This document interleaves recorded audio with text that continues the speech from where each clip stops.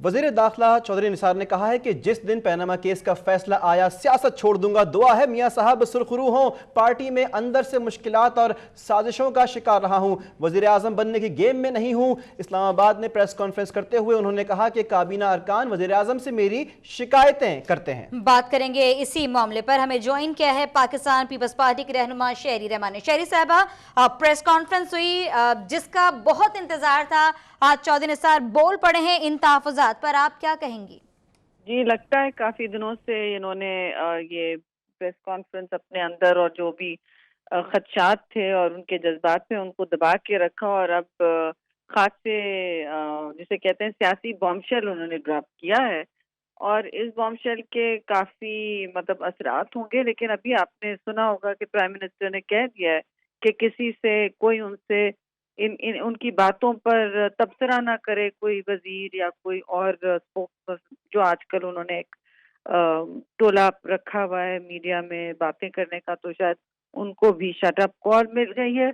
और लग रहा है कि ये जो गुस्से का इजहार चौधरी निसार ने किया है उसका नोटिस काफी लिया गया है, और मनफी हो या नहीं, लेकिन उन्होंने प्राइम मिनिस्टर ने तो तय कर लिया है कि उनसे कोई ना कोई समझौता किया जाएगा, लग ऐसा रहा है। साहिबा, आप इस तमाम तर सूरत-ए-हाल में क्या कहेंगी? क्योंकि जो आज चौधरी निसार ने बातें की, उन्होंने खास तौर पर मुल्क की सालमियत के हवाले से गुफ्तगू की। उन्होंने कहा कि मुल्क की बका के लिए फैसले किए जाएं और जो भी फैसला होगा वो मुल्क की खातिर कबूल किया जाए। इस तमाम तर बातों को आप किस तनाजुर में देखती हैं? जी, लग तो रहा है कि वो उनकी जबान जो है बहुत ऐसा लग रहा है कि एक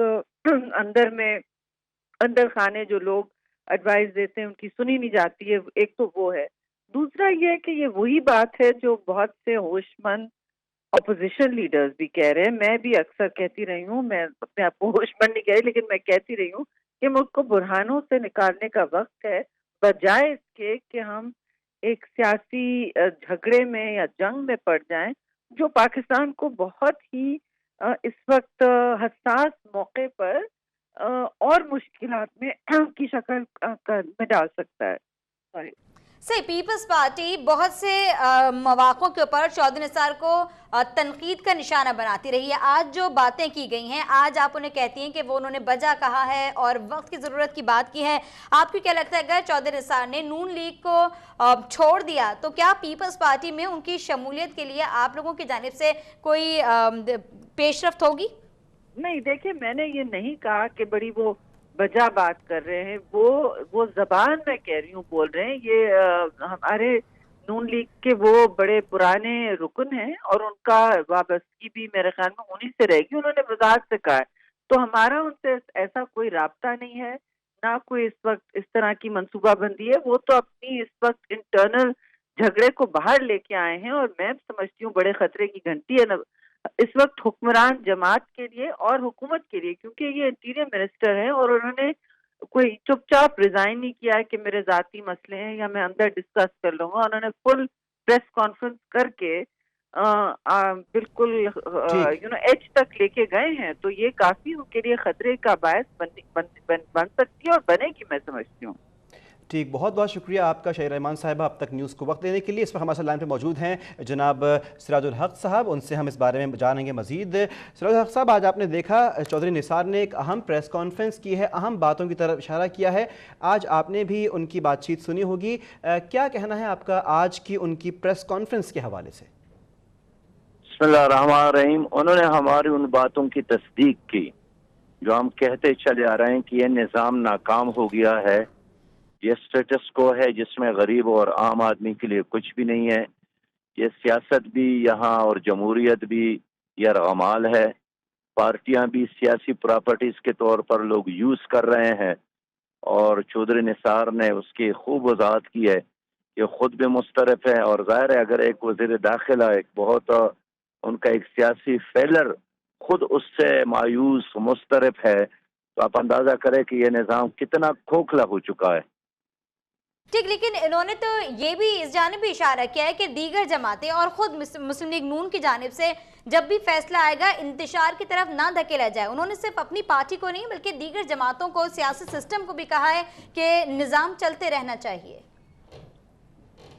ज़ाहिर है सुप्रीम कोर्ट का जो भी फैसला आ जाए उसको तो हम सब तस्लीम करेंगे, और उन्होंने नवाज शरीफ साहब को भी यही मशवरा दिया कि उसको तस्लीम करे और इसको एक नविश्ता समझे। लेकिन मैं कहना चाहता हूँ कि जहाँ तक मसला है इसके खिलाफ हम सबको अपनी जदोजहद जारी रखनी है। सिर्फ नवाज शरीफ साहब के जाने से मसला हल नहीं होगा, और बहुत सारे ऐसे लोग हैं जो उन्हीं की तरह इन जराइम में मुलव्वस है, जिनका एहतसाब करना, हिसाब किताब करना वक्त का तकाजा है। सही। सिराजुल हक साहब, अगर ये बात कर ली जाए तो कल पीटीआई की जानिब से मुख्तलिफ शहरों में बाकायदा तौर पर एहतजाजी अलामती एहतजाजी तहरीक का आगाज किया जा रहा है। क्या मुल्क ऐसे धरनों का, इस तरह की चीज़ों का मुतहम्मिल हो सकता है, वो भी ऐसे वक्त में जब सुप्रीम कोर्ट ऑलरेडी ये केस सुन रही थी और अभी फैसला आना बाकी है? देखिए, हमने तो देखना यह है कि ये सुप्रीम कोर्ट का डिसीजन क्या है, अगर उसमें ये सब कुछ मौजूद है कि जिनके नाम पनामा लीक्स में है और जिन्होंने इदारों को लूटा है और जिन्होंने कौम के साथ सही बात नहीं की है, उनका एहतसाब का एक निज़ाम उनके साथ मौजूद है। ज़ाहिर है हमने उसको तस्लीम करना है। बाकी पार्टी अगर कोई प्रोग्राम या कोई जलसा जुलूस करते हैं तो कानून ने तो उसको ये हक दिया है। ठीक है, बहुत शुक्रिया सिराजुल हक साहब, अमीर जमात इस्लामी हैं, अब तक के लिए वक्त निकालने के लिए।